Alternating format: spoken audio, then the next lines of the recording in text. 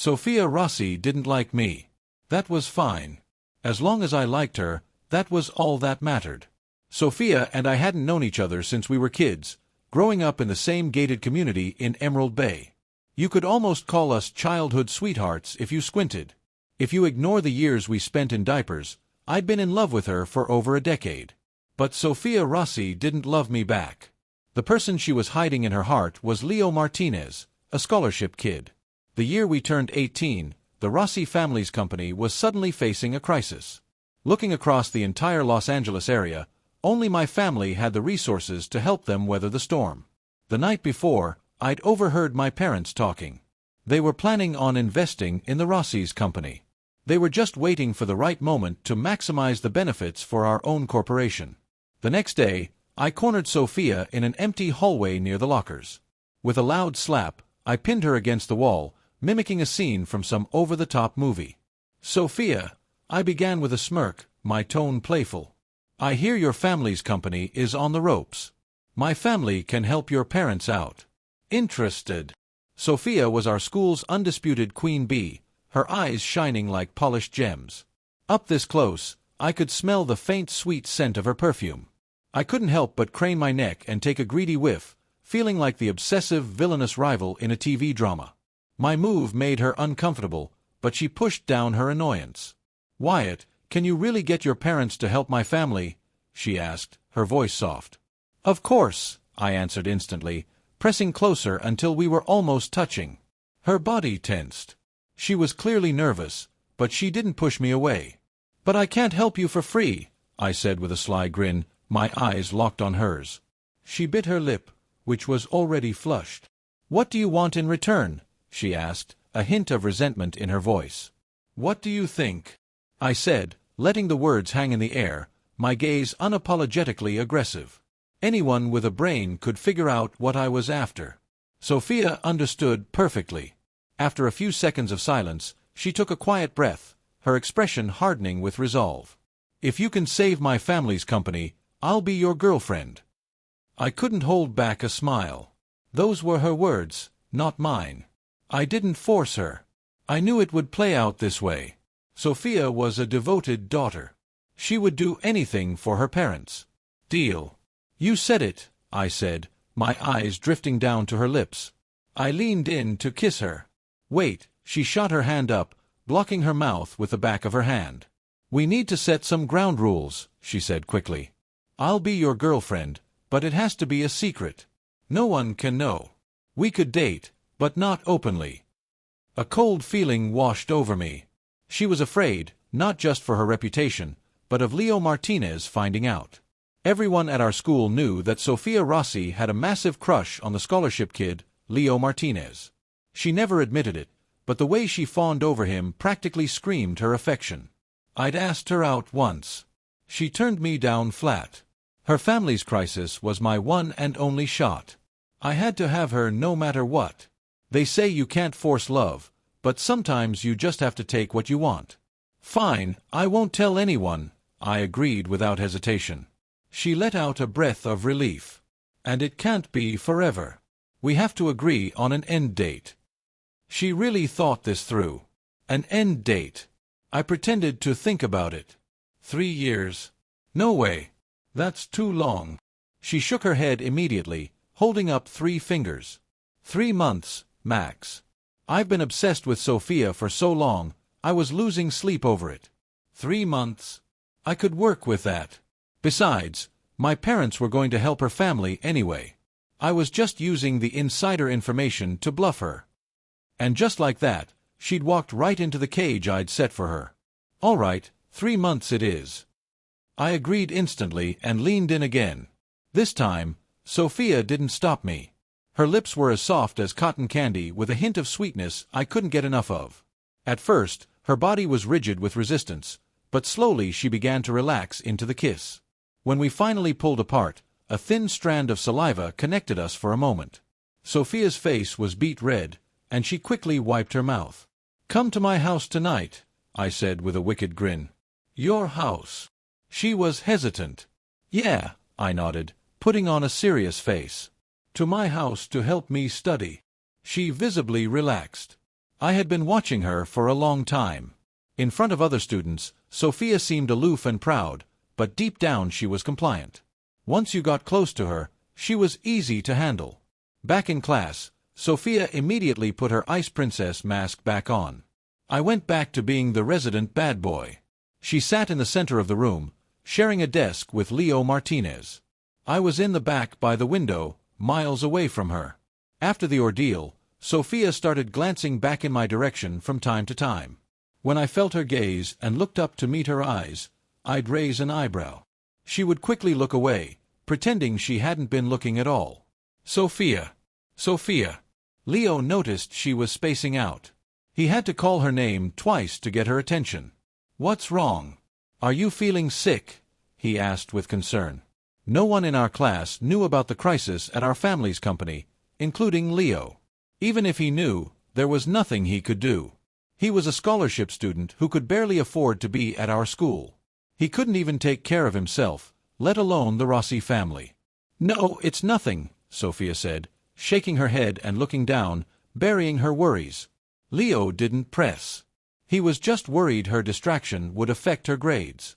He smiled and reminded her, "Don't forget we promised to get into Stanford together, right?" Sophia paused, took a shallow breath to push her troubles away, and nodded. Evening came quickly. Sophia and I lived in the same community, so not long after I got home, the doorbell rang. Our housekeeper, Maria, answered it.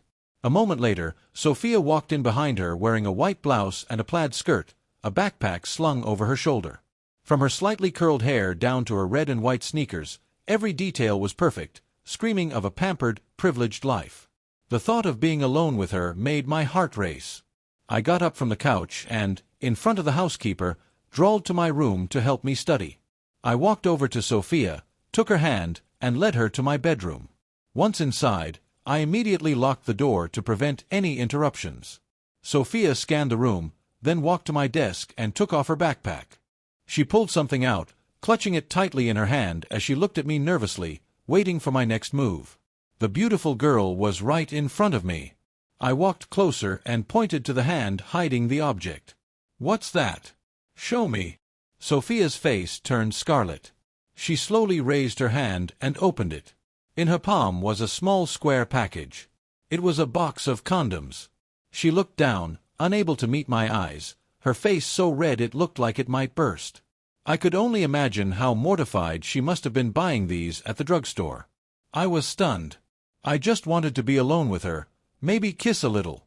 I didn't think we'd be moving this fast. But if she came prepared, it meant she was ready. If I didn't go through with it, she might think I was a coward. It's embarrassing to admit, but despite my reputation as a rich playboy, I was still a virgin at 18. "Sophia, you're so thoughtful," I said. The more I spoke, the redder her face became. She forced herself to speak. "From now on, you're in charge of getting these." "I can't get pregnant," she mumbled. Huh. She was adorable. I pulled Sophia into my arms. I just wanted to hold her. But it turned out her foresight was absolutely correct. After hugging for a minute, I couldn't resist kissing her, and one kiss led to another until I had her pinned on the bed. We crossed a line that night, both of us losing our virginity. Afterward, Sophia got dressed, walked over to the desk, pulled a notebook from her bag, and solemnly wrote down a date. I watched her from the bed, a goofy grin plastered on my face that I couldn't wipe away. After making her note, she turned around, pouting slightly, and brought up her family's company. "Don't worry, I'll convince my dad to help your family," I promised, puffing out my chest, knowing full well I wouldn't have to say a word. Reassured, Sophia relaxed. Then, she actually pulled out her textbooks and started tutoring me. An hour later, she packed her bag and left. Aside from the slight awkwardness in her walk and the damning crimson stain on my sheets, you'd never know what had just happened between us. In the days that followed, we continued to pretend we were strangers during the day. At night or on weekends, Sophia would come over frequently under the guise of tutoring. On the 20th day of our secret arrangement, my father finally made his move. He not only invested a huge sum in Aracy Designs, but also secured several major contracts for them. Just like that, the company was saved. The business deal had nothing to do with us, really. But in Sophia's eyes, she had played a part. She truly believed that her sacrifice had prompted my push, which convinced my father to save her family. To show her gratitude, she even bought me a gift. One day, the elegant gift box was sitting inside her desk, and Leo happened to see it. He assumed it was for him, and his face lit up. But later that day, Sophia walked over to my desk with a box. "Wyatt, thank you for getting your dad to save my family's company. I picked this out for you. I hope you like it." I hadn't actually done anything, and in fact, I had used the situation to trap her. Now, she was thanking me sincerely, and I felt a pang of guilt. I took the box, feeling a bit sheepish. Inside was a men's bracelet. I loved it, but I played it cool. I glanced at the gift, then looked up at her. "I'll take the gift, but don't forget our deal. 3 months, not a single day less." Hearing this, a blush crept up Sophia's face. She nodded. "I know. We have 69 days left." Holy crap! She was counting down the exact number of days. For some reason, that really pissed me off. As soon as she left, I put the bracelet on, my heart pounding with excitement. Getting a gift from the girl you're crazy about feels like winning a war. It makes you feel like you're floating. But that bracelet caught Leo Martinez's attention. "Wyatt, where did you get that bracelet?" he asked, grabbing my wrist after staring at it for a while. "None of your business," I said, yanking my arm away and walking off. "No way," Leo muttered to himself, frozen in place. "It can't be. It's impossible. Sophia hates Wyatt. Why would she give him a gift?" Leo had seen the gift box in Sophia's desk and remembered the picture on it was of a bracelet, one that looked just like the one I was wearing. At first, he assumed she had bought it for him, but she never gave it to him. Now, seeing me with it, the truth was staring him in the face, but his deep-seated belief that Sophia rejected Wyatt made him deny it. Sophia secretly giving Wyatt a gift? Impossible. It must be a coincidence, Leo finally concluded, forcing himself to believe it. He refused to accept that the bracelet on my wrist was a gift from Sophia, but a seed of doubt was planted. Back in the classroom, he mentioned it to her. "Of course, I didn't give it to him," Sophia denied, her cheeks flushing. She glanced back at me, remembering how I'd looked at her like I wanted to devour her, and added spitefully, "I bought that bracelet for my dog, Archie. It looks good on him." Archie was the Rossi family's golden retriever. She was calling me a dog to vent her frustration. If I had heard that, I definitely would have done something to get back at her. Leo, however, knew about Archie and had no reason to doubt her. He accepted her explanation immediately and breathed a sigh of relief, never stopping to think how a men's bracelet would even fit on a dog. The days passed. During the day, Sophia gave all her warmth and smiles to Leo. At night, she gave herself to me. She also took it upon herself to seriously tutor me. My grades were all over the place, but with her help, I was full of motivation. After a couple of months, I had brought up all my weak subjects. Soon, 2 months had passed. We only had 1 month left as boyfriend and girlfriend. One day, I was in the bathroom and overheard Leo talking to another guy. "So, Leo, what's the deal? Are you and Sophia Rossi a thing or not?" the guy asked. Leo's reply was full of confidence. "Not yet. It's a sure thing. Dude, you're a legend." The other guy said, "Even a rich kid like Wyatt Archer couldn't get her." "But she's all over you." Leo scoffed, his tone smug. "What does Wyatt know? You can't rush a girl like Sophia. You have to be patient, figure out what she likes, and make your moves slowly." "Yeah, totally. Wyatt's got nothing on you." I waited until their voices faded before I stepped out of the stall. My face dark. It was clear that Leo Martinez, the hard-working scholarship kid, wasn't as simple as he appeared. To put it bluntly, he was targeting Sophia, not just for her looks, but for her money. He was just another social climber hoping to marry into wealth. I left the bathroom, my mind racing. I had to find a way to keep Sophia, to keep her from falling into his trap. There was no way I was just going to hand her over to some gold digger. "This is the last day," she said, her tone flat. "After this, we're even." At the end of the 3 months, Sophia got up and coolly pulled on her clothes, declaring the end of our secret affair. "Aha," I mumbled, lying on my side and watching her through half-closed eyes, pretending to agree. In reality, my mind was already scheming. I had a plan. I had secretly taken pictures of us together. I could use them to convince her to stay. It wasn't exactly moral, but it was practical. For the next few days, we didn't see each other alone. Then one afternoon in the cafeteria, I saw her and Leo leaving together. I got up, followed them, and accidentally bumped into her. As our eyes met, I gave her a look loaded with meaning. Sophia understood. She pursed her lips, then turned to Leo. "You go on ahead. I need to run to the restroom." "I can wait here for you," Leo offered, as they were practically joined at the hip at school. "Don't," Sophia said, shaking her head firmly. She gave him a gentle push. "You know how long girls take in the bathroom. Just go back to class." After sending Leo on his way, Sophia followed me. I led her to a secluded corner of the campus and once again pressed her against the wall. "What do you want?" she asked, her voice calm. This time, she wasn't flustered by my proximity. I didn't answer at first. I just leaned in to kiss her. "No," she said, shoving me back with surprising strength. "We're done. From now on, you are not allowed to touch me." I laughed, pulling out my phone. I found the intimate photo of us tangled together and held it in front of her face. "Sophia, what's this?" Her eyes widened in panic. "You bastard! You took a picture." I put my phone away.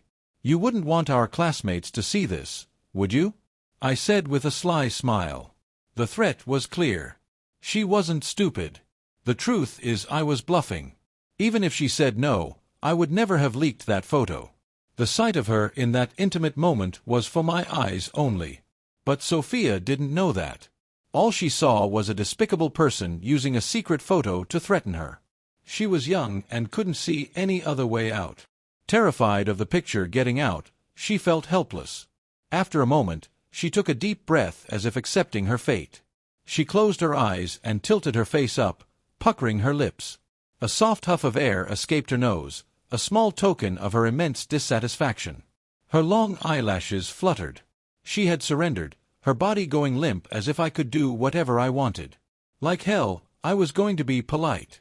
I leaned in, my nose brushing against the clean scent of her hair before our lips met. I drowned myself in her softness again, my breath growing hot. When we pulled apart, her cheeks were flushed and her brows were knitted together, but she was the first to speak about the terms. Her voice had a barely perceptible tremor. "What do I have to do for you to delete that picture?" Seeing her walk right back into my trap, I suppressed a laugh. I coolly pinched her chin, pretending to think for a few seconds. Then I looked up and slowly raised 3 fingers, keeping my girlfriend for another 3 months. Sophia's mind flashed back to all the heart-pounding, inescapable moments between us. Her frown deepened and she shook her head like a rattle. "No, 3 months is too long. A month and a half, max." Her voice trailed off at the end as if she were bargaining with herself. "Nope," I shot back, rubbing her soft chin with my thumb. 2 months, that's my final offer. 20 days. "I really can't do any more," she pleaded, biting her lip. I saw the redness in the corners of her eyes, and my heart softened for a second, but I held firm. We finally settled on 1 month. She sighed in relief while I celebrated silently. 1 month was more than enough time to wrap her around my finger, even tighter. Sophia didn't realize it yet, but she was never going to get away from me. For the next month, she went back to coming to my house to tutor me. Our parents knew about it, and both families couldn't have been happier. In their eyes, we were the perfect match, the heir to the Arch of Fortune and the daughter of the Rossi family. We were the golden couple, and they were just waiting for us to get together. My mom especially adored Sophia. Every time she came over, she would hold her hand and fuss over her. She'd even scold me in front of her. "Sophia is such a sweet, sensible girl. If you dare bully her, you'll have me to answer to." Hearing that, Sophia's eyes would light up as if she'd found an ally. She'd secretly stick her tongue out at me, a perfect mix of cute and proud. In private, she'd tug on my sleeve and complain, "Your mom said you're not allowed to bully me, but you're always such a pervert." I couldn't help but laugh. I pulled her into a hug, resting my chin on top of her head. It's only being a pervert if I don't take responsibility. I've already picked out names for our kids. How is that not responsible? You're talking nonsense, she sputtered, looking up at me with wide, indignant eyes. Her cheeks puffed out. She looked like an angry little bunny. Seeing her like that melted my heart, and I pulled her in for a deep kiss. She struggled slightly in my arms, but she didn't really push me away.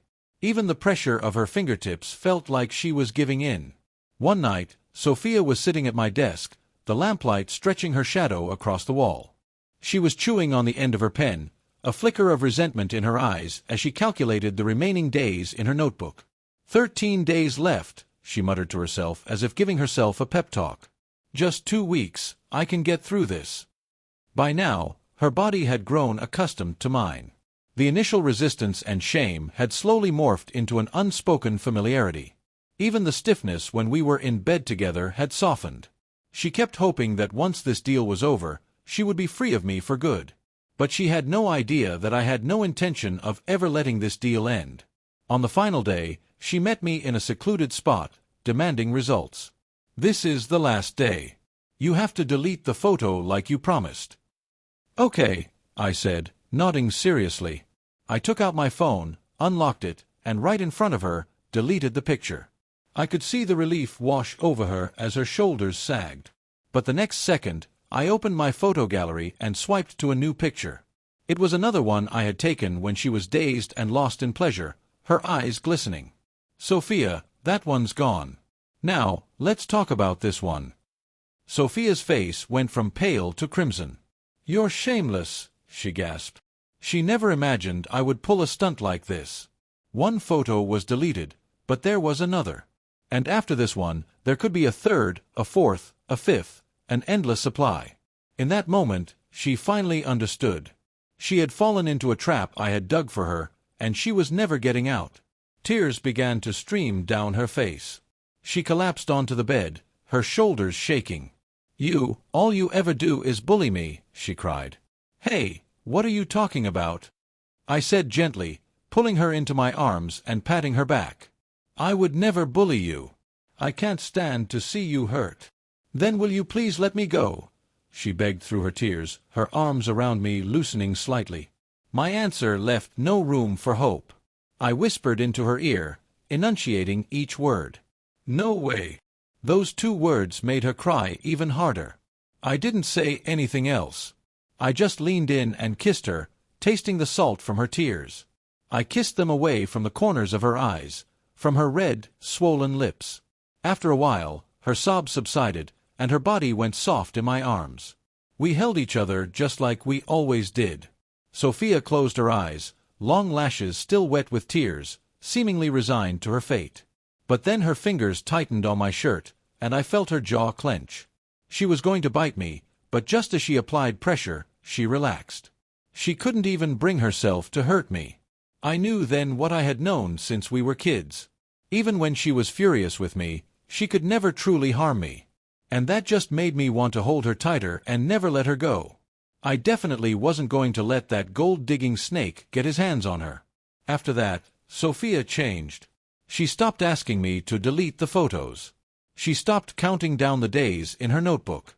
I thought she had finally accepted her fate, but she was just biding her time. She started watching me when I entered my phone password. She tried to sneak a look at my phone when I wasn't paying attention. She was waiting for an opportunity to get into my phone, delete everything, and finally be free. But before she found her chance, the SATs came and went. When the scores were released, Sophia, Leo, and I had all done well, scoring over 1,500. Unfortunately, Sophia and Leo's scores weren't quite high enough for Stanford. I, on the other hand, had exceeded all expectations. We all ended up enrolling at UCLA. Our families threw a joint graduation party for us. It was a huge affair. At the party, my mom pulled Sophia aside, pressed a bank card in her hand, and said with a smile, "Sophia, honey, thank you so much for tutoring my child all this time. Take this, and buy yourself something nice." I found out later there was $200,000 on that card. This wasn't a thank you gift. It was a down payment on a daughter-in-law. I immediately felt jealous. Despite being the Archer heir, My allowance never exceeded $5,000 a month. And Sophia just got $200,000. When no one was looking, I pulled her into a quiet hallway and snatched the card from her hand. "I'll hold on to this for you. Don't want you losing it or giving it to someone else." I was terrified she would give the money to Leo.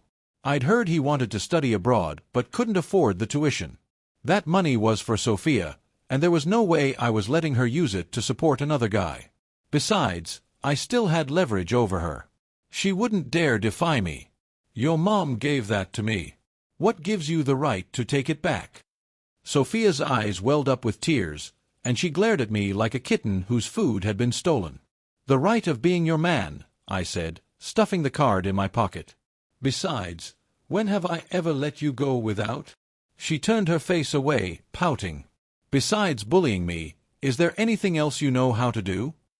I leaned in close to her ear and whispered with a mischievous smile. "Sure, I'm thinking of taking a trip abroad." Sophia's ears perked up, a flicker of hope in her eyes. She was probably thinking she'd finally get a break from me.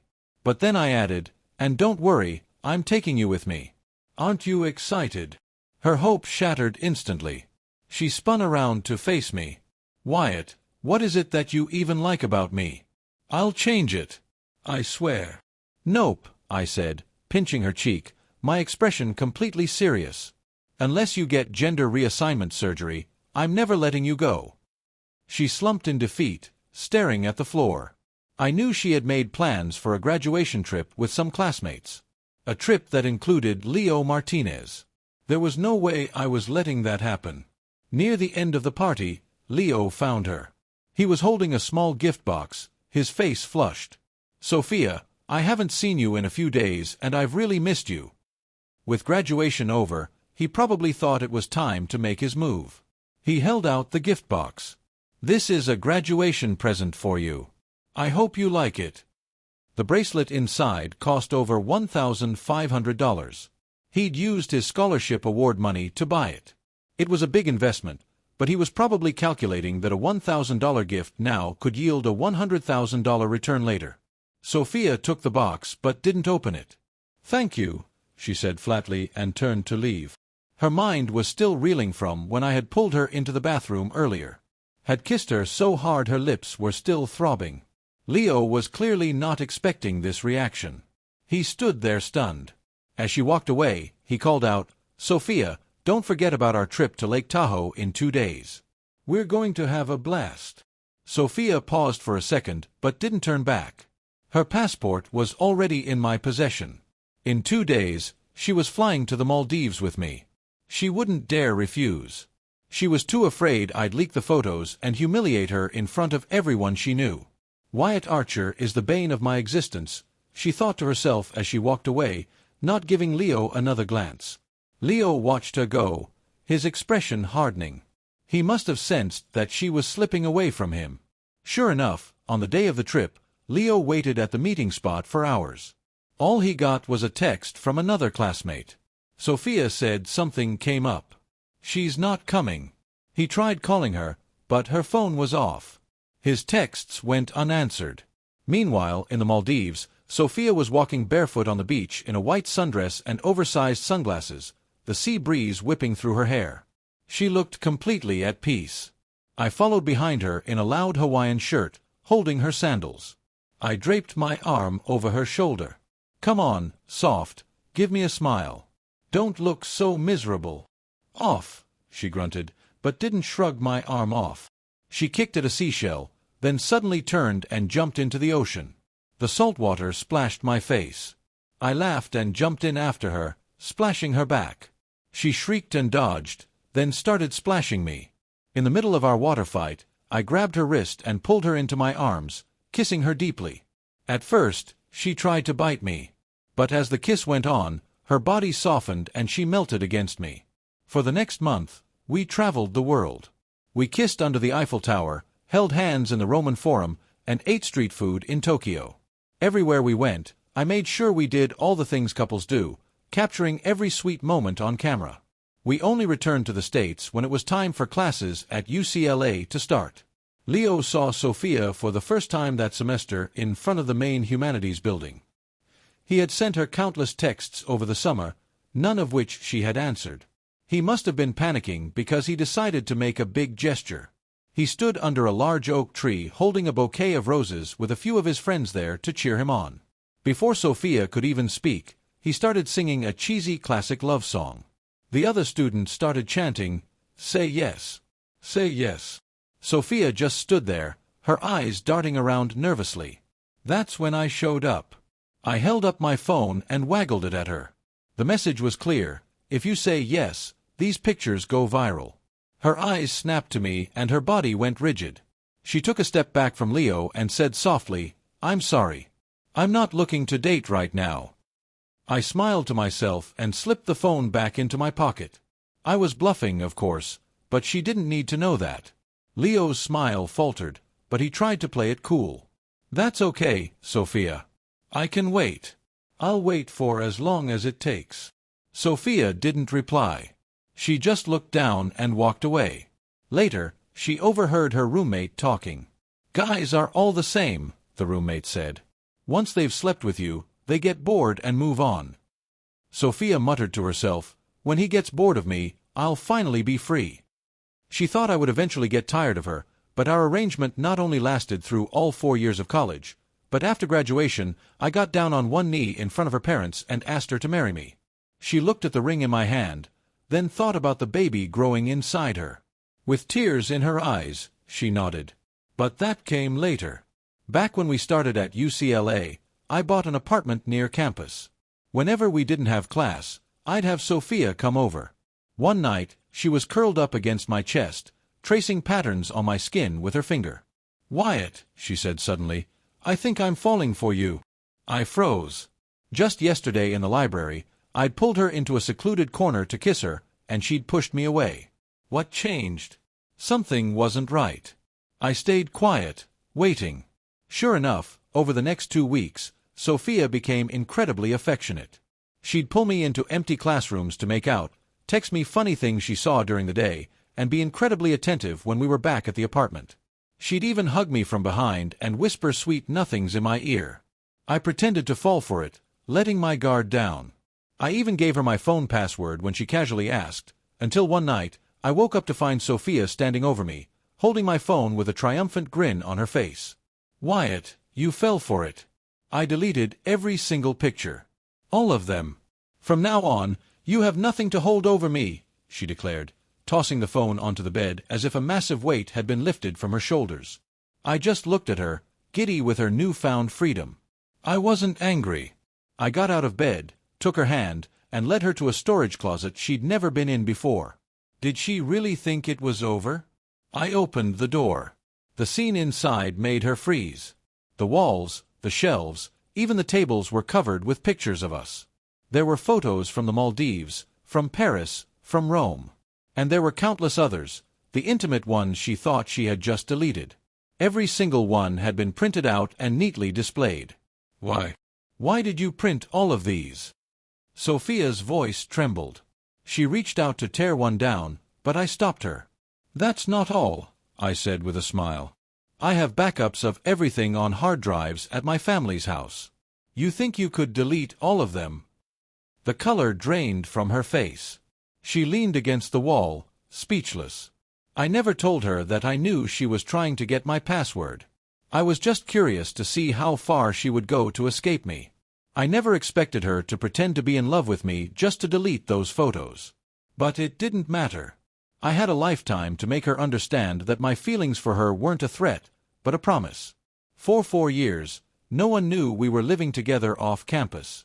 By day, she was the untouchable campus beauty, occasionally seen eating with Leo in the cafeteria or studying in the library. But at night, she would be at our apartment in my pajamas, curled up on the couch watching movies with me before we went to the bedroom to continue our tutoring. She slowly got used to my possessiveness, and our lives became intertwined with countless shared habits.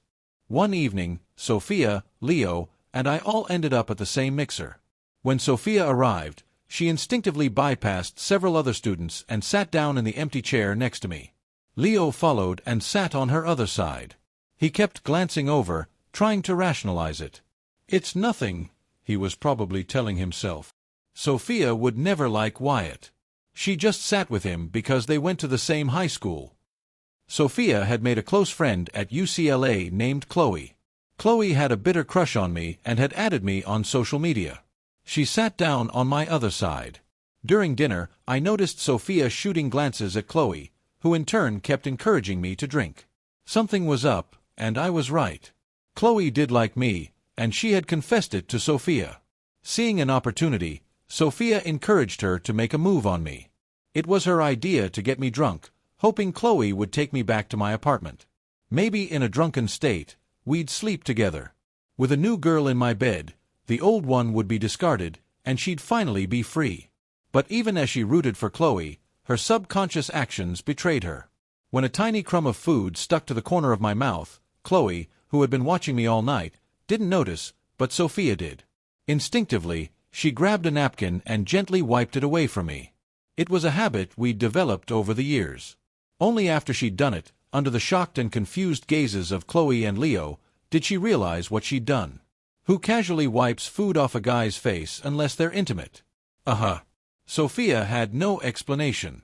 She just gave Chloe an awkward laugh, trying to play it off. She was screaming internally. Stupid hands, stupid brain. Why don't you listen to me? I was used to it, so I didn't think anything of it. Leo, though clearly unsettled, tried to smooth things over. Wyatt, don't get the wrong idea. Sophia was just being nice. You know, a girl's instinct to be neat. I glanced at Sophia but didn't say anything. The incident passed, but more and more details of our private life kept slipping out. She'd use her chopsticks to move the fatty pieces of meat she didn't want from her plate to mine. When I took a sip from her drink, she didn't flinch. She just took it back and kept drinking.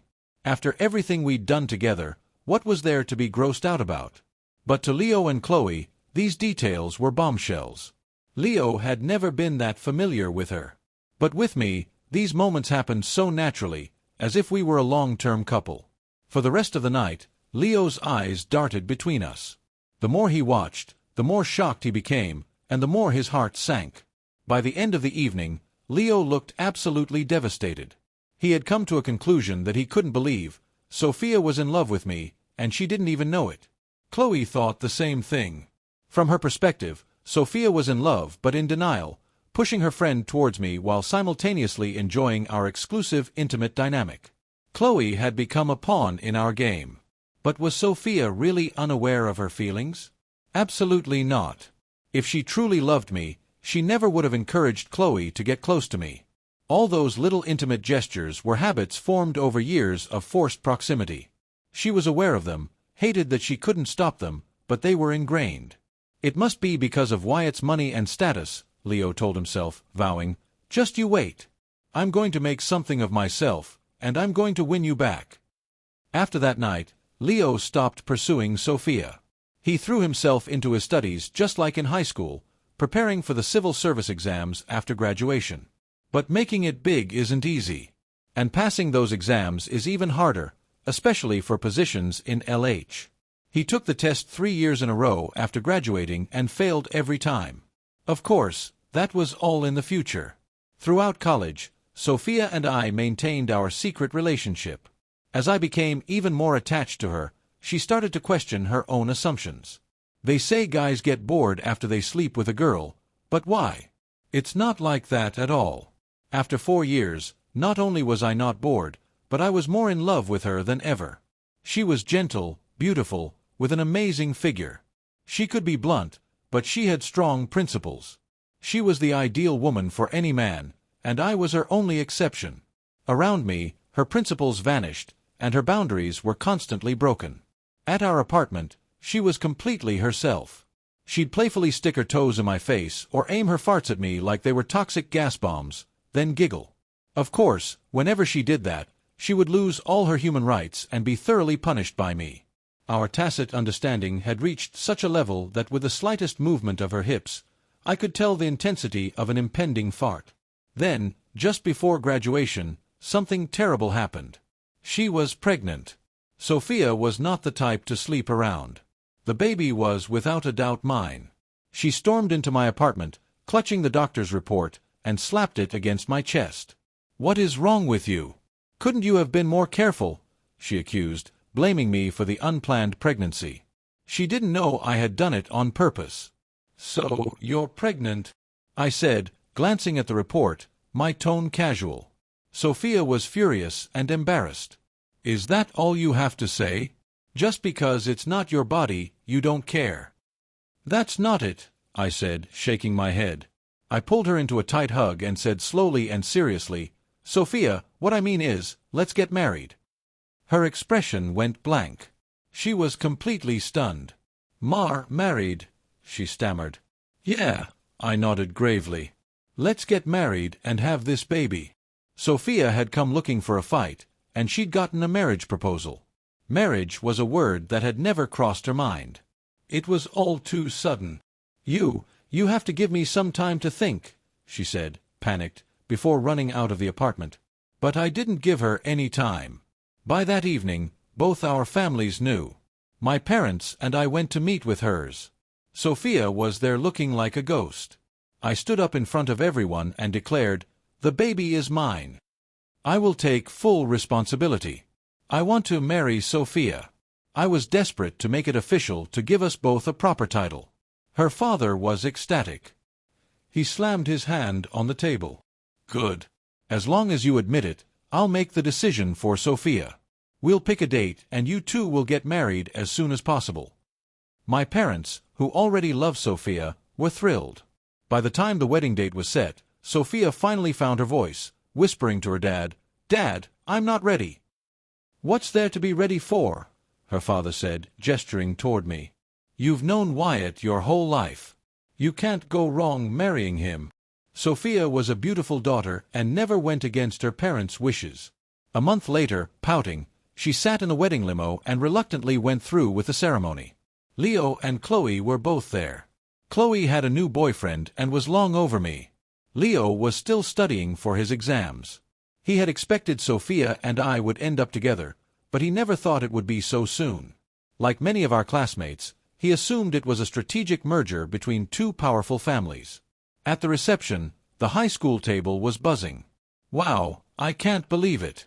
Our queen bee, Sophia Rossi, ended up marrying Wyatt Archer. I know, right? In high school, she was always with Leo. She even rejected Wyatt.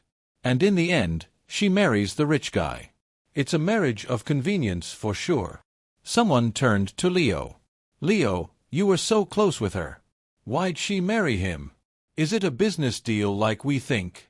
Of course it is, Leo said, his face a mask of tragedy. He stared at us on the stage, exchanging rings. Sophia only married him for now. They'll definitely get divorced later. He believed she would never be happy and that she would eventually come back to him. To be honest, even Sophia wasn't optimistic about our marriage.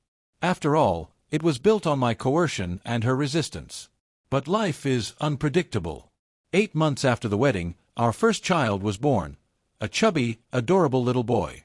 A few years later, we had a second child. Although our marriage started on rocky terms and we had our share of fights, we never got divorced. Over the years, living day in and day out together, Sophia slowly changed. She began to rely on me to truly settle into our life together. The business merger Leo was so sure of, his conviction that she would leave me, never happened. More than a decade later, Sophia and I went to a class reunion and ran into Leo Martinez. He looked exhausted, and seeing us walk in together, acting affectionately, made him look even worse. He had 2 drinks and left early. Later, a classmate told us about his life. He'd been married 3 times. He had eventually passed the civil service exam, but his career had been completely unremarkable. Life isn't a novel. Most people who get a stable government job stay there. The rags-to-riches stories only happened to a select few. Leo Martinez was no hero. He was just an ordinary man worn down by time. He kept trying to marry rich, but wealthy women weren't stupid. They either weren't interested or divorced him within months, one of them saying his desire to marry for money was written all over his face. Now, he had a bad reputation in his community, and no one wanted to date him. His last divorce happened after he was caught cheating. His ex-wife's family beat him up badly and reported him to his employer. He lost the stable government job he had worked so hard for and was now delivering for DoorDash to make ends meet. After hearing the story, Sophia turned to me, slipped her hand into mine, and squeezed it tightly. Her eyes were filled with a deep, unwavering love. They say time reveals a person's true character. In that moment, Sophia was filled with gratitude. Gratitude for my coercion, for the forceful love I'd shown her all those years ago. It was because of me that she had avoided a disastrous fate. If it hadn't been for me, she would have likely ended up entangled with Leo Martinez, just another one of his 3 unhappy ex-wives.